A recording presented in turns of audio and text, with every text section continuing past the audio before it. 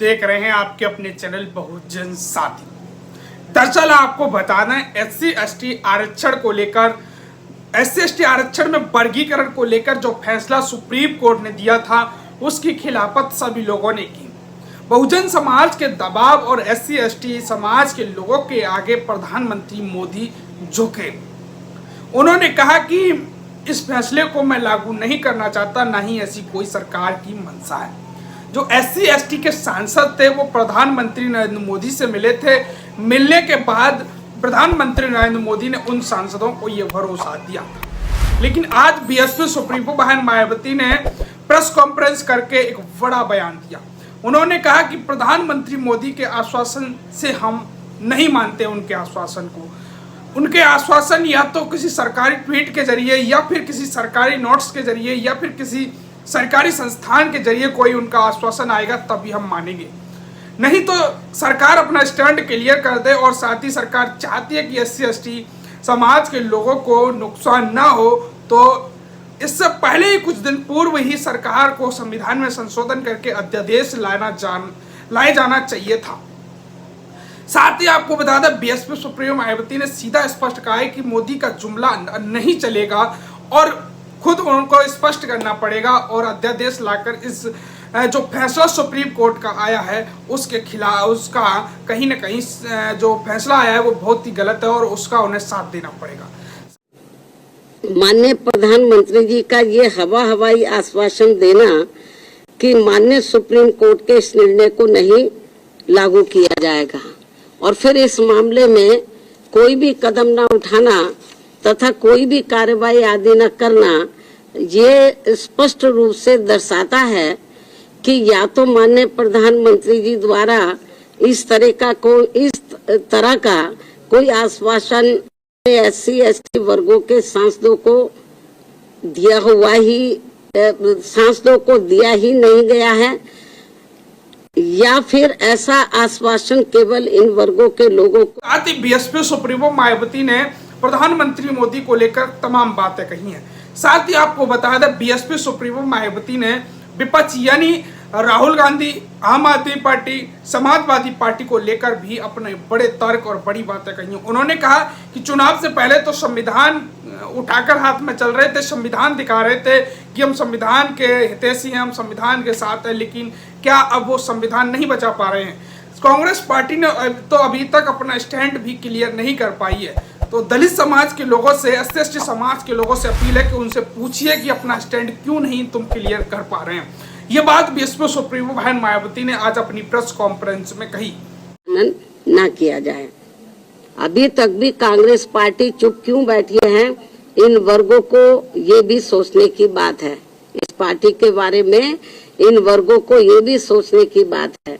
इसके साथ ही जहां जहां इस पार्टी की यानी कि कांग्रेस पार्टी की अपनी राज्य सरकारें हैं, तो वहां ये पार्टी अभी तक भी अपनी स्थिति क्यों नहीं स्पष्ट कर पा रही है। साथ ही आपको तीसरी बड़ी बात बीएसपी सुप्रीमो मायावती ने अपनी प्रेस कॉन्फ्रेंस में ये कही कि जो एससी और एसटी के सांसद हैं, विधायक हैं, मंत्री हैं, किसी भी राजनीतिक पद पर बैठे हैं, वो अपनी पार्टियों को छोड़कर, अपने पद को छोड़कर समाज को, एससी एसटी समाज को बचाना चाहते हैं तो एक साथ आ जाइए। राजनीति से ऊपर उठकर एक साथ होकर इस एससी एसटी आरक्षण को बचाइए और अपने अपने दलों पर और अपने अपने जो राजनीतिक पार्टियां हैं उन पर दबाव बनाइए और जमीन पर आकर सभी लोग काम करिए।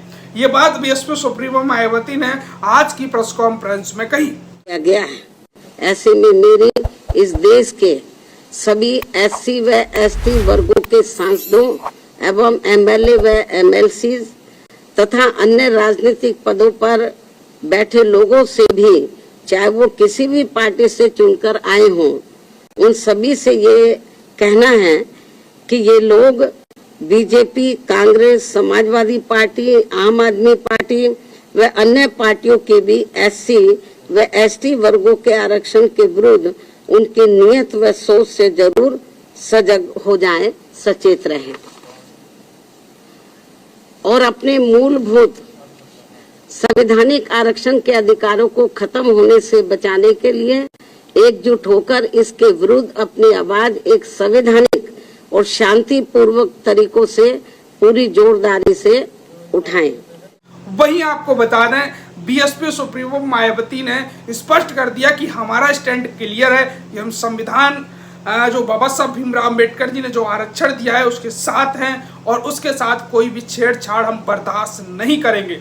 बीएसपी सुप्रीमो मायावती का बयान राजनीतिक गलियारों में सुर्खियां बन गई हैं और राजनीतिक पंडित अब बीएसपी सुप्रीमो मायावती जी को बड़ा एक्टिव मान रहे हैं। 2027 के चुनाव को लेकर बीएसपी सुप्रीमो मायावती की जो स्ट्रैटेजी है, और साथ ही आपको बता दें जो संविधान को लेकर जो बयानबाजी आ रहे हैं उस पर बीएसपी सुप्रीमो मायावती की काफी अच्छी रणनीति है।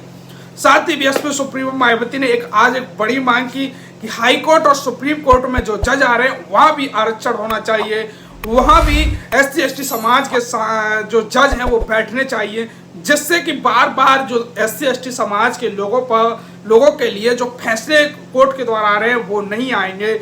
इससे कि SC ST समाज के लोगों को जो हाई कोर्ट सुप्रीम कोर्ट में भी आरक्षण होना चाहिए। जजों में ये बात बीएसपी सुप्रीमो मायावती ने कही है कि स्पेशल तौर पर SC ST के जज वहां बैठने चाहिए। ये बात बीएसपी सुप्रीमो बहन जी का बयान आया है। साथ ही आपको बता दें, उन्होंने समाजवादी पार्टी, बसपा, आम आदमी पार्टी को स्पष्ट आपको बताएं कांग्रेस पार्टी को स्पष्ट घेरे में लिया है। उन्होंने कहा है कि वो अपना रुख स्पष्ट करें कि किस प्रकार से वो क्या चाहते हैं, अन्यथा फिर बहुजन समाज पार्टी बड़ा काम करने के लिए जा रही है। साथ ही आपको बताएं तो बीएसपी का आंदोलन की अभी भी लगातार चेतावनी जारी है।